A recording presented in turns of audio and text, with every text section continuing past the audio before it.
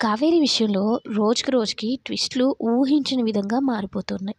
ఇప్పుడు కావేరి రూపంలో వచ్చిన ఉషాయేనా? లేకుంటే కావేరినే ఇలా యాక్టింగ్ చేస్తుందా? అసలు ఎందుకు యాక్టింగ్ చేస్తుంది? అసలు సత్యం చూసిన తర్వాత కన్ఫర్మ్‌గా చెప్పేసాడనమాట. నా చెల్లి కావేరి అని. కానీ సత్యం చూసిన ఉష అసలు ఎవరు మీరు? ఎందుకు మెంటల్ హాస్పిటల్ నుంచి ఏమన్నా వచ్చారా? అన్నట్టు మాట్లాడుతుంది.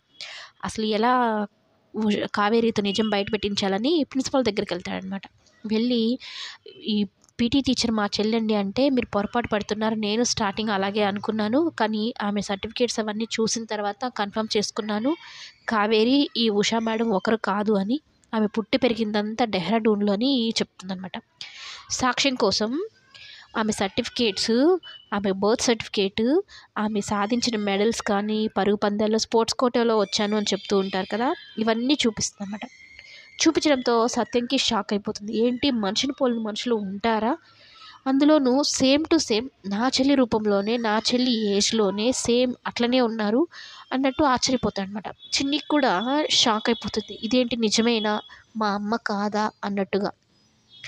ఓవైపు సరళ చూస్తూ ఉంటుంది. సరళ కూడా ఇదొక పెద్ద షాక్ అనమాట. కావేరీనే ఉష ఏం అర్థం కాకుండా ఉంది అని. ఏదైతే ఏమైందిలే 25,00,000 మనకు మిగిలాయి కదా! అన్నట్టుగా సరళ హ్యాపీగా ఫీల్ అయిపోతుందనమాట.